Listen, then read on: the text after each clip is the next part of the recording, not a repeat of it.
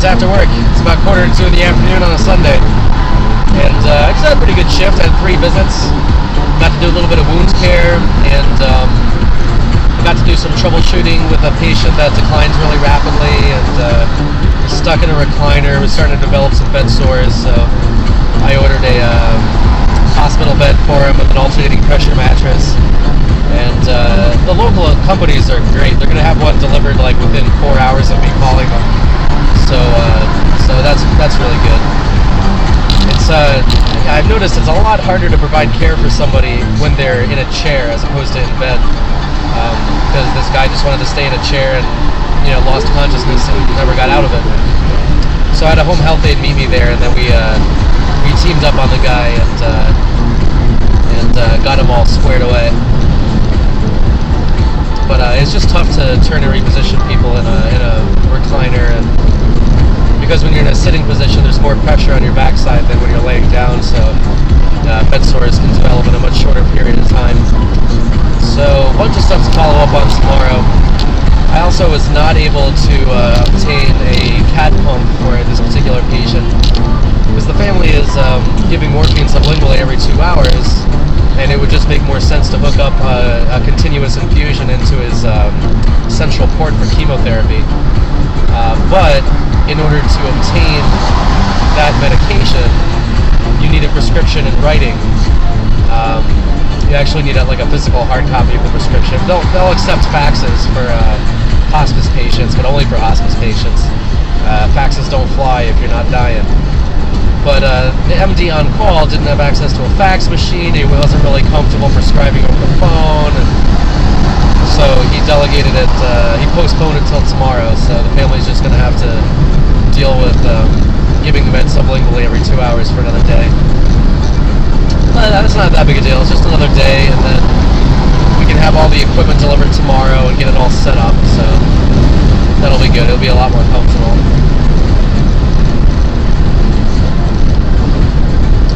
Well, it's always nice working with the home health aides. 2 of my visits today I timed so I'd be there with the home health aides, and they're all really great to work with. They're a lot of fun.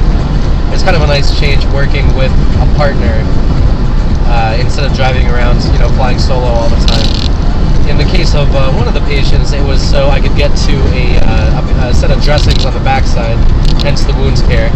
I always figured it would be easier to do everything at once instead of having to roll her multiple times. And, so you try to cluster the care and get everything done at once that needs to get done. That's usually the paradigm. Sometimes the other paradigm is the family caregivers need to step away from the bedside, so let's uncluster our care as much as possible. So there's one of us there with them so the family can get out of the house. But in this case, clustering was the right way to go, just doing everything at the same time. So we're disturbing the patient as little as possible. Ran into a bunch of personal connections today. This happens more and more the longer I do nursing. One of the patients was a grandmother of one of my, somebody I went to high school with, I was in marching band with. And then one of the patients, his son-in-law was one of my co-workers at the group home for adults with mental retardation. So I was really shocked when he walked in. I'm like, oh, hey, it's you. Haven't seen you in years. And I think I worked with that guy back in 2005, 2006, something like that. It was kind of nice, even though I'm not in my own neighborhood. Just traveling around the county is plenty wide enough area to just randomly run into people you know. I think our census right now is only, somewhere around 100 people or 90 people, something like that. But just that 90-person cross-section in a county with, I don't know, tens of thousands, hundreds of thousands, probably hundreds of thousands of people in it. Yeah, definitely hundreds of thousands of people. Just 90 people out of those hundreds of thousands is enough for me to run into people that I know, which I guess doesn't surprise me. Understanding statistics and stuff, but it's always surprising when it happens anyway, I guess.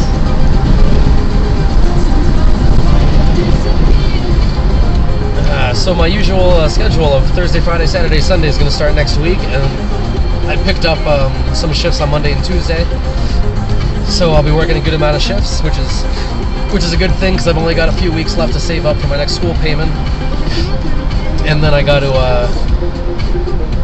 course, pay my parents back for the money that I borrowed for my last school payment, which was much, much higher than I thought it was going to be. I expected it to be like $2,000, and it was $4,700. So my plans of getting a slick new laptop have been postponed yet again. But I don't fret when that happens, because that just means I'm going to hit something farther up on the upgrade curve. So I don't mind. I don't mind waiting a little bit longer. I'm really excited about this pain management core course class that I'm going to teach. I know I mentioned it yesterday. I'm probably going to keep talking about it every day as a way of working through my thoughts about it and stuff like that. I'm going to have to review those cognitive neuroscience articles I was reading about how to correctly implement PowerPoint presentations. And then I'll share some observations on that once I've had a chance to review them and refresh my memory about what exactly those principles are. Yeah, so that's what I'm up to.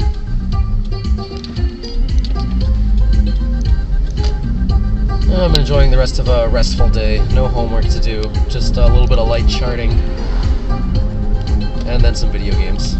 That's what I'm going to do. And here I am, I'm home. Home again, home again.